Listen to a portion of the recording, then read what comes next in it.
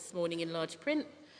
Last-minute changes in timings, which don't allow disabled people to get to aspects of conference in time. An almost complete lack of meaningful signage around and between the venues.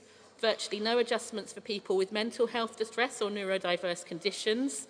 I've heard from delegates, parliamentarians and journalists that they have struggled with aspects of access in relation to these. Inaccessible doors everywhere that disabled people cannot open without assistance. Inaccessible toilets everywhere. And I would ask the CAC why they're not engaging with access professionals and disabled leaders within the party who have a deep knowledge of access to transform access at conference so that it is accessible to all of us. Disabled people make up 21% of this population.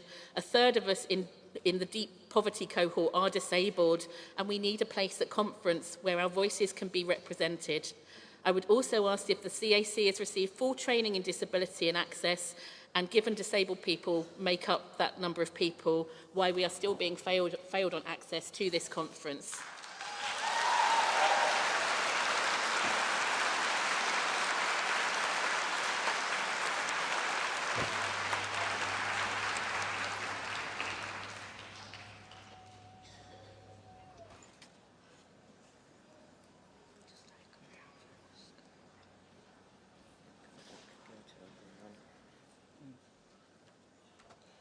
Hi, comrades. Everyone knows we've got a packed agenda. You know, you talked about the packed agenda. I'm a bit worried that there's the four... To say who you are. Oh, and Dave Kirk from Leeds Central and Headingley CLP. The four items, or the four motions in the 55-minute session, including the keynote speech, doesn't, I think, give justice. So I'm going to ask if anything that can be done to maybe rearrange some of those motions into the earlier session, or perhaps if we can be extended by half an hour or something to allow more time for that debate, because I just think it's too short for those important items. Thank you. Thank you. Is there anyone else? No? No one else at the desk, is there? No one else? No? Okay, there's no one else, Lynn, but take your time. Yep.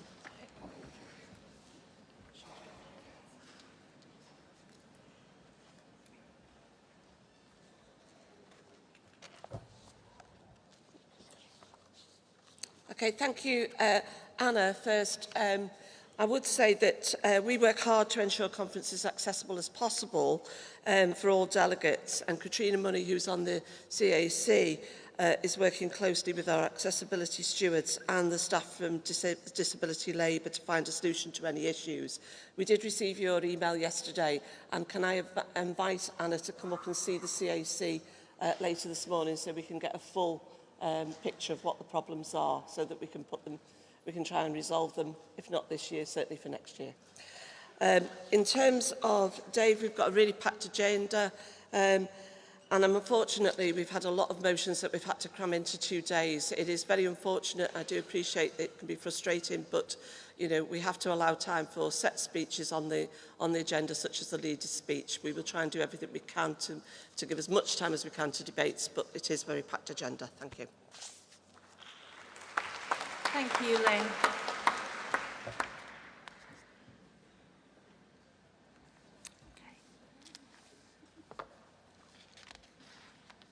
So now we need to take the vote on the CAC report. Can I see all those in favour of accepting the report? Thank you. And anyone against? That's very clearly carried. Thank you, delegates. Thank you. Thanks, Lynn. I just need to change.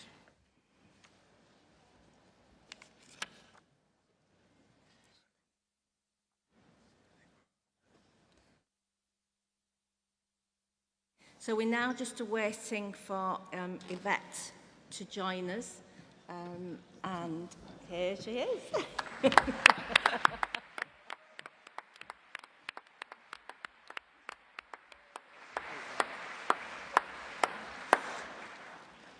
So conference To open the debate on safe and secure communities, we have our Home Secretary, Yvette Cooper. To introduce Yvette, please welcome Pooja Kanda.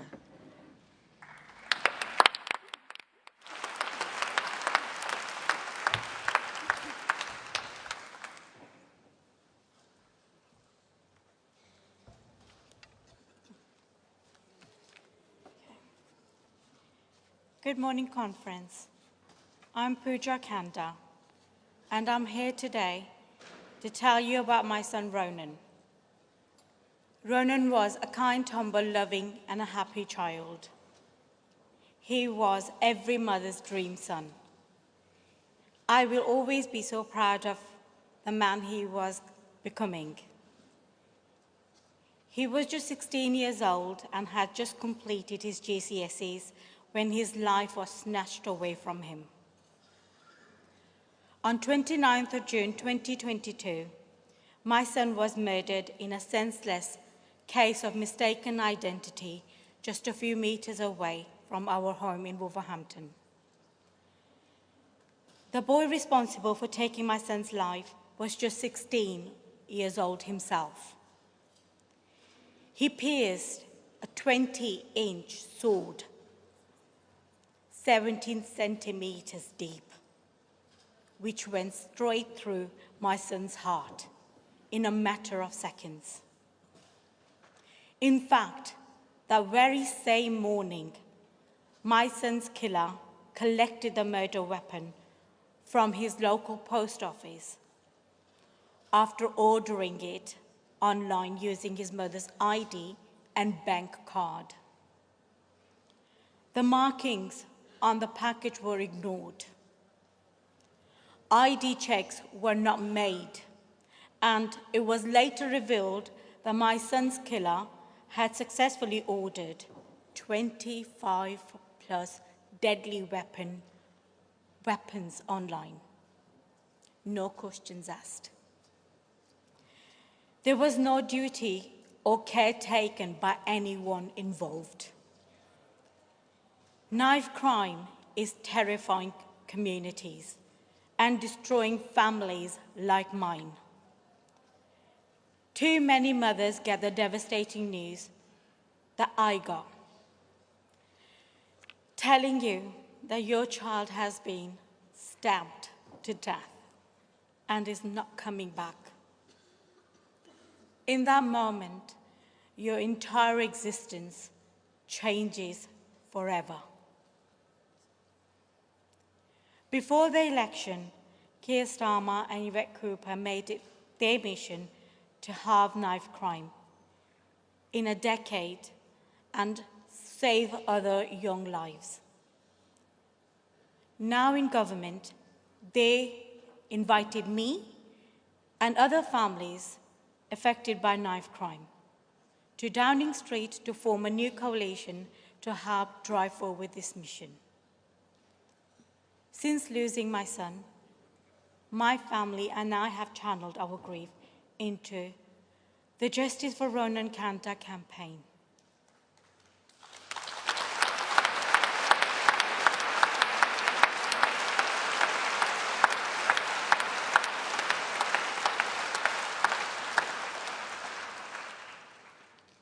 Which aims to right the wrongs that led up to the worst day of our lives. For us, this starts with a ban on the deadly ninja sword that was used to attack my son. In opposition, Yvette made a commitment to bring this in, and now, in government, she has committed to doing just that. I and other families will work closely with this new Labour government to stamp out the scourge of serious violence on our streets. So to hear more about the government Safer Street mission, please welcome Home Secretary Yvette Cooper.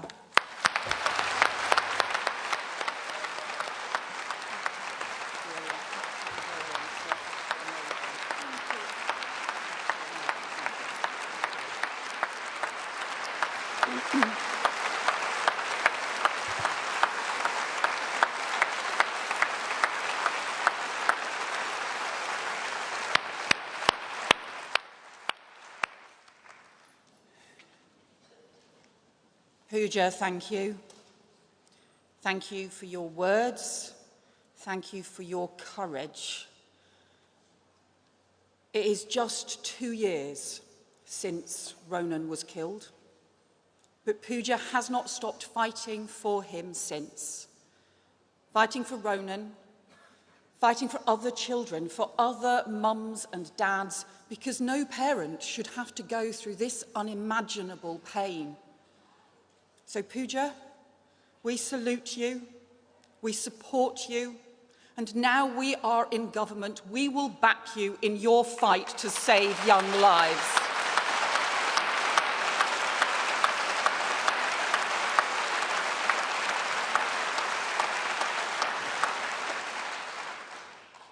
Ronan's teenage killers ordered the ninja sword online. No checks, no questions asked. Lethal weapons put straight in the hands of children. So this Labour government will bring in new laws to crack down on dangerous online sales and the gangs who draw children in, alongside new youth hubs to steer young people away from violence, a teenage sure start to build hope in the future.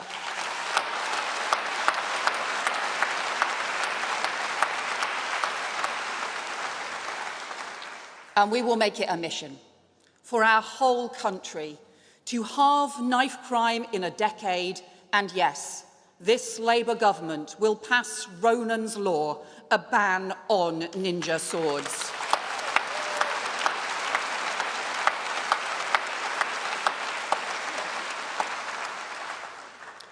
This Labour government will. It's 15 years since I've been able to say those words at a Labour Party conference.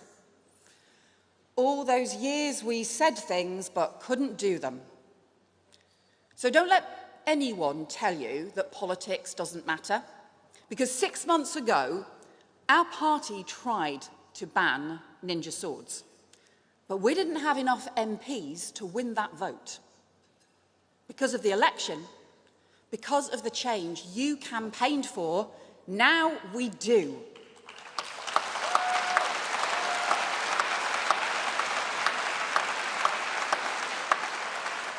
And you know, 10 years ago, I called for buffer zones around abortion clinics.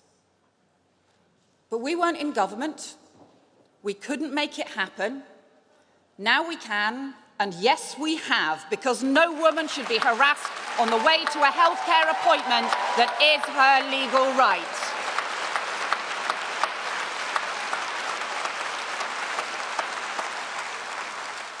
It can be hard to trust in change when things have felt so tough for so long. And a year ago, at this conference, I warned about the depth of the damage the Tories had done in 14 years, how they'd taken a wrecking ball to the criminal justice system, so criminals laugh at the law, how they left communities to fracture, so criminals and extremists step in. Conference 8 weeks ago, when the unbearable news broke about a horrendous attack in Southport on little children at a summer dance club. From all across the country, our hearts went out to the loved ones of little Alice, Bibi and Elsie. And that's where all our thoughts should have stayed. The following day, I met the police officers, paramedics and firefighters who were first on the scene that day and whose bravery in the face of such trauma saved many young lives. But within hours, the same Southport police were under attack, facing missiles, bottles and bricks, the most shocking, violent insult to a grieving community and the police officers protecting them, a total disgrace.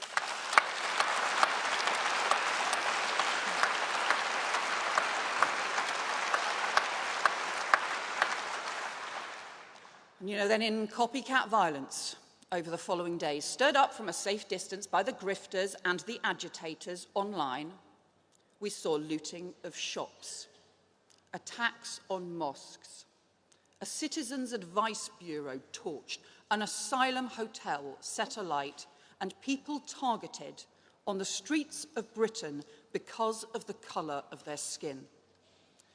And here in Liverpool, on County Road, the burning of Spellow Library, a place where children grow to read, left in ashes. And I spoke to some of those children who live around the library in Walton, and one told me how scared she was that night, how her mum switched off all the lights in the house and told her to stay quiet and sit on the stairs as bins were being set alight along her street.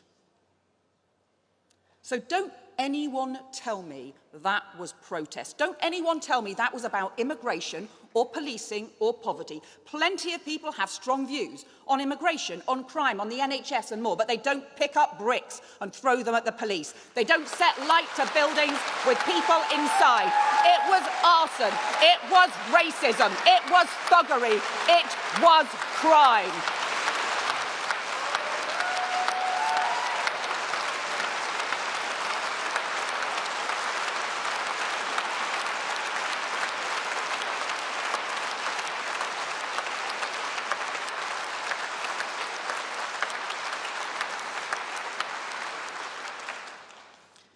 And you know it happened because criminals thought they would get away with it. They saw the cracks in the system, the impunity that built up through the Tory years. And when they decided to run riot those early August days, they thought no one would stop them. They were wrong. With Keir Starmer's leadership, this Labour government made clear that we would back our police, not blame them. We would stand up for our courts, not undermine them. We would pull our communities together, not divide them. We stood up for the rule of law. Decent people stood up for their communities, and together we put the disorder down.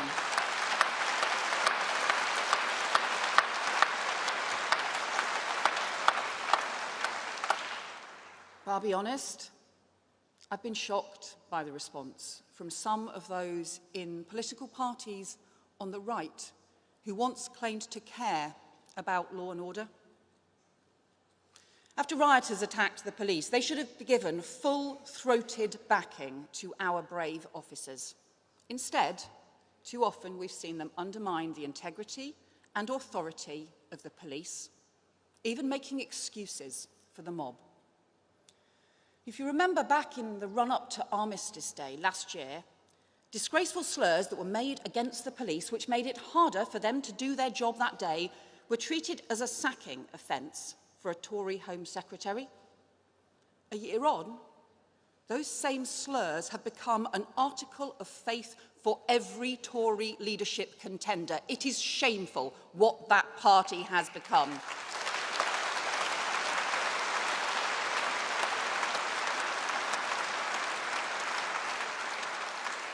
The Tories, with their mates in reform, are just becoming right-wing wreckers, undermining respect for the rule of law, trying to fracture the very bonds that keep communities safe. They have nothing to offer but fear, division and anger, but that's not who we are. That's not what Britain is about. Our country has always championed respect and the rule of law, and that is what this Labour Party will always stand up for. The party of law and order, now a government of law and order once more.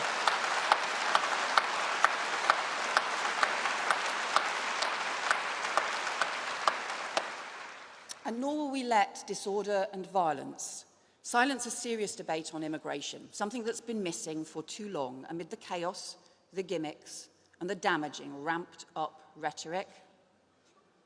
A serious government sees that net migration has trebled because overseas recruitment has soared while training has been cut right back, and says net migration must come down as we properly train young people here in the UK. A serious government sees an asylum system in chaos and says we have to clear the backlog and end asylum hotels. And a serious government looks at the criminal gangs who are profiting from undermining our border security while women and children are crushed to death in crowded, flimsy, small boats, and says the gangs have got away with it for too long. We will not stand for this vile trade in human lives.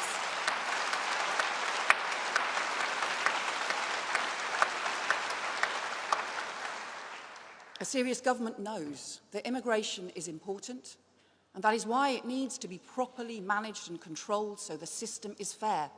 So rules are properly respected and enforced, but we never again see a shameful repeat of the Windrush scandal that let British citizens down.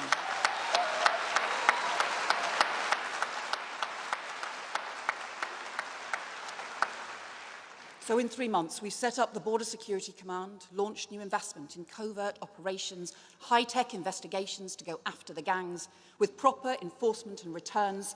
And instead of spending £700 million employing 1,000 people to send 4 volunteers to Rwanda, we are boosting our border security instead, because the best way to do that is to work with countries on the other side of our borders, not to just stand on the shoreline shouting at the sea.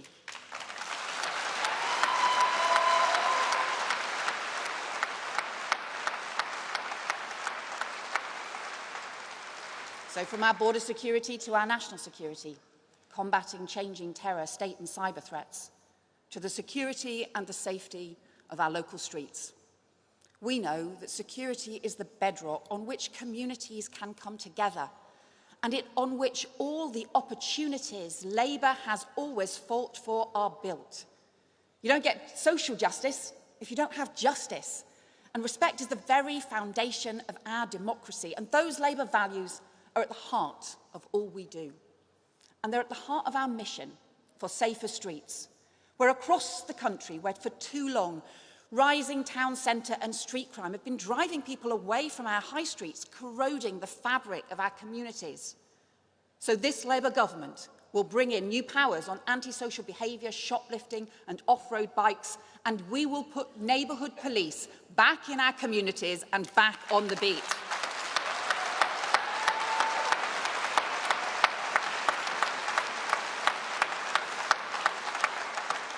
And yes, after years of co-op and USDOR campaigning, this Labour government will introduce a new law on assaults on shop workers, because everyone has the right to work in freedom from fear.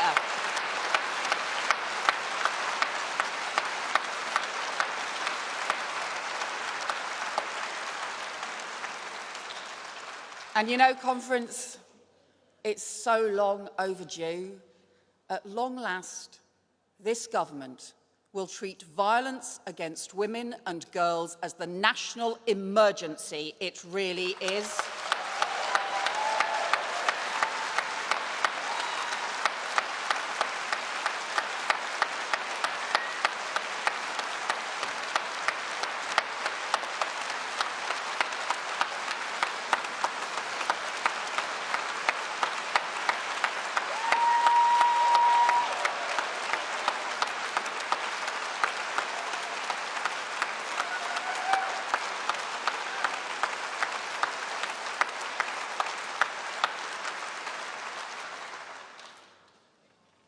When Ranim Uda called the police 4 times the night she was killed, no one came. So in Ranim's name, this Labour government will put domestic abuse specialists in 999 control rooms, overhaul protection orders, and go after dangerous perpetrators who put lives at risk. New laws on spiking and online image abuse, a radical, ambitious Labour mission for the whole of government, for the whole of the country, to halve violence against women and girls in a decade, because we cannot and we will not let the next generation of women and girls face the same violence as the last. Our daughters deserve better than this.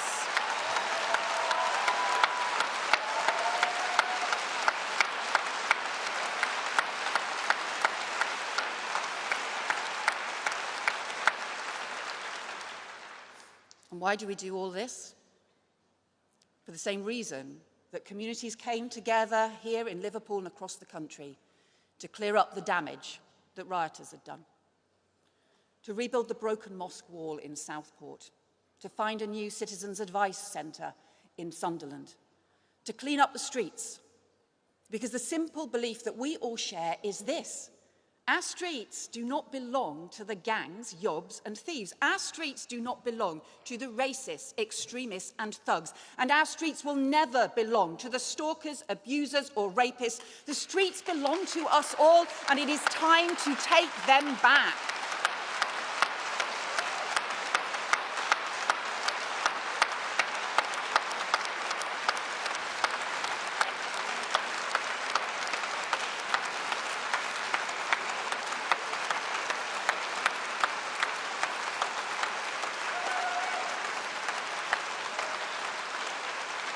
So, conference. Of course the work is hard. As a poet once said, our sleeves will grow ragged from rolling them up. But if you need hope that together we can deliver, just look down the road again at Spello Library. After the fire, a young mum from Netherton, here with us this morning, Alex McCormick, started a fundraiser. And donations are poured in from all over the world. Thousands of books, hundreds of thousands of pounds. And already the Labour Council, Labour Mayor and community are restoring and rebuilding Spello Library better than ever before. So when Alex said, let's show the world what community in Liverpool really means, she did her city proud. She did our country proud. Up from the ashes, a symbol of hope, a model of what our country can do. So leave the politics of fear, division and decline to others. The politics of hope is ours. The future belongs to us all. Let change begin. Thank you, conference.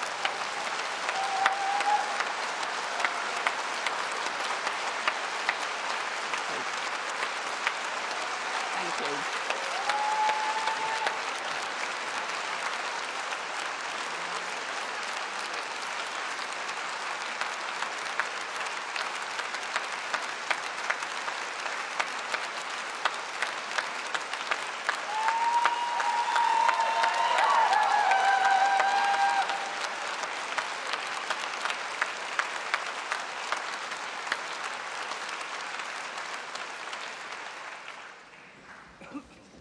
Wow, thank you, Yvette. That was absolutely wonderful. So, conference, we now move to 3 composite motions, which the first of which is to be moved by Usdaw and then seconded by Aslef. Do you want to make your way to the desk? Thanks, Paddy.